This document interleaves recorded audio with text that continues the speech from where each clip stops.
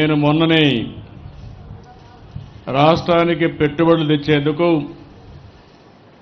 మళ్ళీ AP brand పెంచేందుకు మొన్ననే సింగపూర్ పోయి నిన్ననే వచ్చాను.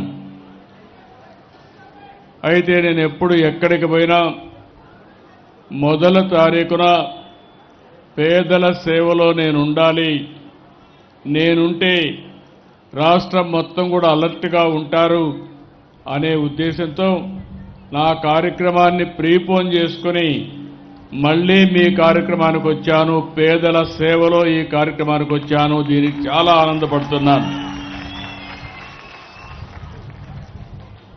నేను దీన్ని ఒక ఉద్యమంగా చేస్తున్నాను. నేనేదో మొక్కుబడిగా చేయడం లేదు, ఒక బాధ్యతగా చేస్తున్నాం.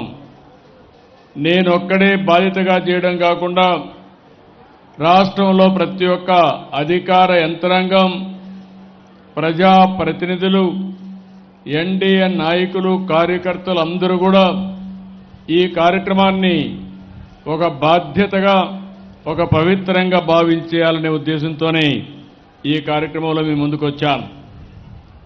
ఇప్పుడే ఆదినారాయణ రెడ్డి గారు చెప్పారు.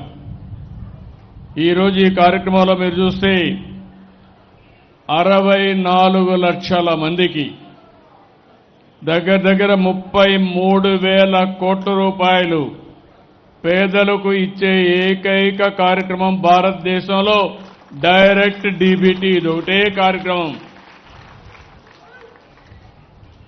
ఈ ఒక్క నెలలో 61,71,595 మందికి 2,751 కోట్ల రూపాయలు నేరుగా మీ ఇంటికొచ్చి మిమ్మల్ని నిద్ర లేపి 6 గంటలు 7 గంటలకి ఈ పెన్షన్ ఇస్తున్నామంటే అది మాకు మీ పైనుండే ప్రేమ, అభిమానం.